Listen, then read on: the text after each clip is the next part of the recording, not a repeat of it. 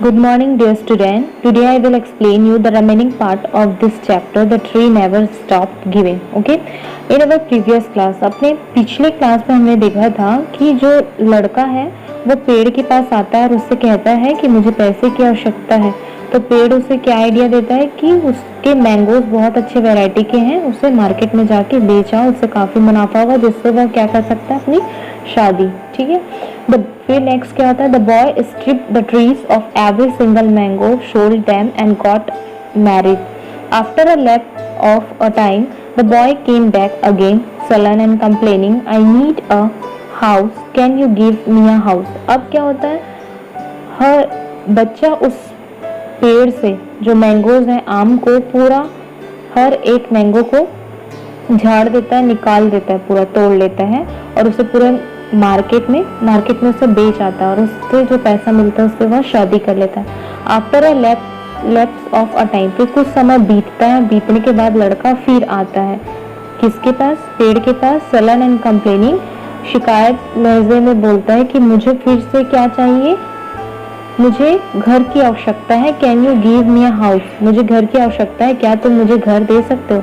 तो ट्री कहता है, take my strong branches and build yourself a house and make your furniture too, said the loving tree. So the boy hacked down all the branches, leaving the tree with just its trunk. Slowly the tree aged without its branches and leaves. It felt lonely and said it missed the boy. अब क्या होता है, तुरंत से फिर पेड़ उसे बोलता है कि हाँ, तुम मेरे जितने भी स्ट्रॉन्ग ब्रांचेस हैं उसे काट लो, ले जाओ और उससे क्या बना लो, घर बना लो। और तुम्हारे घर के लिए भी तुम्हें क्या जरूरत होगी, फर्नीचर की भी जरूरत होगी, तो उसके लिए भी तुम मेरे तने जो ब्रांचेस हैं उसे काट सकते हो, शाखाओं को। ठीक है।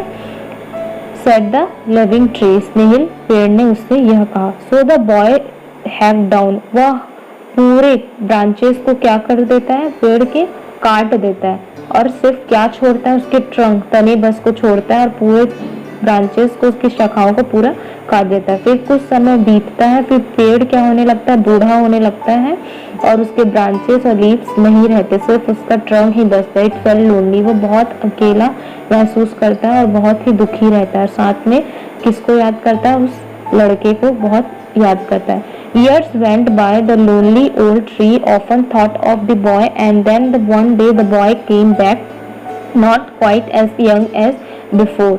I need a boat, he said to the tree. I went to travel to see something of the world.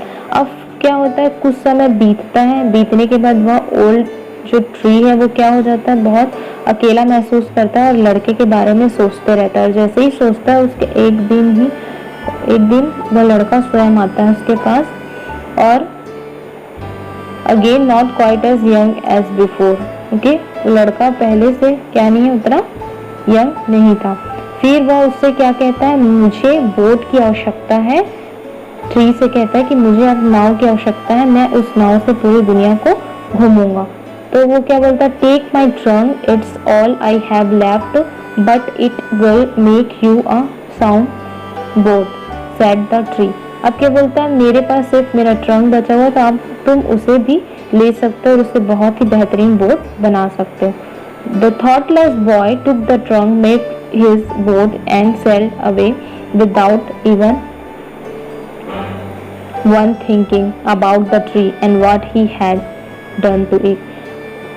बिना विचार किए, थॉटलेस बॉय बिना विचार किए वह उसके ट्रंक को भी काट लेता है, काट के उससे क्या बना लेता है, बोट बना लेता है। बोट बनाने का एक पल भी उस ट्री के बारे में नहीं सोचता कि वह उसके साथ क्या कर रहा है। Finally the boy became a tired old man and now all he could think of was his faithful friend. The tree came, come boy, called the true tree. Rest here on my stump, it makes a good seat. We can be happy together. And the boy gratefully for a once sat down in the warm sunshine on the tree stump and the tree was happy. अब क्या होता है, finally आखिरकार एक दिन ऐसा आता है कि लड़का भी बूढ़ा हो जाता है, थक जाता है और वह पेड़ के पास जाने को सोचता है। फिर जैसे ही वो पेड़ के पास जाता है तो पेड़ उसे देखता है और खुश होता है और कहता है कम बॉय, आओ तुम इधर आओ बच्चे करके उसे बुलाता है, ठीक है, प्यार से। फिर रेस्ट देयर, आओ तुम मेरे स्टम्प में बैठो, यहाँ पर आराम करो, हम दोनों एक साथ अच्छे से समय बिताएंगे। वह दोनों क्या हो जाते हैं, बहुत खुश हो जाते हैं। यह सुनकर बॉय भी खुश होता है और कहता है बॉय द ग्रेटफुल, वो भी बहुत खुश होता है और खुश होकर तुरंत बैठ जाता है। Warm sunshine on the tree stump, उस स्टम्प में धूप के पास बैठ जाता है। The tree was very happy, और ट्री भी क्या हो जाता है, बहुत हैप्पी हो जाता है। So here is our story and from this we got a lesson that the tree is always gives us, है ना, ट्री हमेशा हमें देते हैं, कुछ लेते नहीं है, सिर्फ हमें देने का काम करता है और हम उसे क्या कर रहे हैं, बहुत तकलीफ में डाल रहे हैं। तो हमें उनके बारे में भी सोचना चाहिए। Okay, thank you.